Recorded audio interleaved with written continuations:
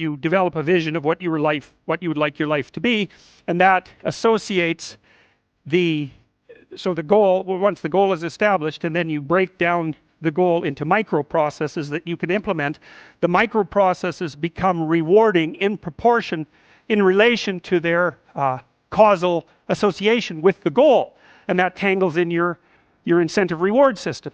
Better have a valued goal, because otherwise you can't get any positive motivation working out. And so the more valuable the goal, in principle, the more the micro processes associated with that goal start to take on a positive charge.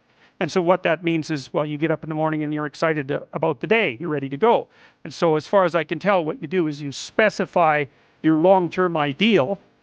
Maybe you also specify a place you want to stay the hell away from, so that you're terrified to fail as well as excited about succeeding, because that's also useful. You specify your goal. You do that in some sense as a unique individual. You want to specify goals that make you say, oh, if that could happen as a consequence of my efforts, it would clearly be worthwhile. Because the question always is, why do something? Because doing nothing is easy. You just sit there and you don't do anything. That's real easy. The question is, why would you ever do anything? And the answer to that has to be because you've determined by some means that it's worthwhile. And then the next question might be, well, where should you look for worthwhile things? And one would be, well, you could consult your own temperament.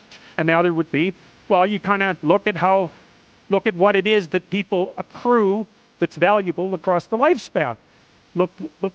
So you do a structural analysis of the subcomponents of human existence, and already did that. You need a family, you need friends. Like, you don't need to have all these things, but you better have most of them.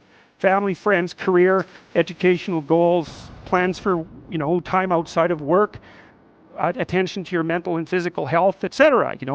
That's what life is about. And if you don't have any of those things, well, then all you've got left is misery and suffering. So that's a bad deal for you. So once you set up that goal structure, let's say, and that's really in many ways that's what you should be doing at university. That's exactly what you should be doing, is trying to figure out who it is that you're trying to be, right? And you aim at that, and then you use everything you learn as a means of building that person that you want to be. And I really mean want to be. I don't mean should be, even those things are going to overlap. And it's important to distinguish between those, because that's partly, and this is back down to the micro routine analysis. So if I was saying, well, you're going to try to make yourself more industrious. Okay, number one, specify your damn goals, because how are you going to hit something if you don't know what it is? That isn't going to happen. And often people won't specify their goals too, because they don't like to specify conditions for failure. So if you keep yourself all vague and foggy, which is real easy, because that's just a matter of not doing as well, then you don't know when you fail. The goal is to have a vision for your life such that, all things considered, that justifies your effort. Okay, so then what do you do? Well, then you turn down to the micro routines. Like, okay, well, this is what I'm aiming for. How does that instantiate itself day to day, week to week, month to month? And that's where something like a schedule can be unbelievably useful. Google Calendar. It's like, make a damn schedule and stick to it. Set the damn schedule up so that you have the day you want. That's the trick. It's like, okay, I've got tomorrow. If I was going to set it up so the best possible day I could have, practically speaking, what would it look like? Well, then you schedule that. And obviously there's a bit of responsibility that's going to go along with that, because if you have any sense, one of the things that you're going to insist upon is that at the end of the day, you're not in worse shape than you were than at the beginning of the day, right? That's a stupid day. If you have a bunch of those in a row, you just dig yourself a hole and then you bury yourself in it. It's like, sorry, that's just not a good strategy.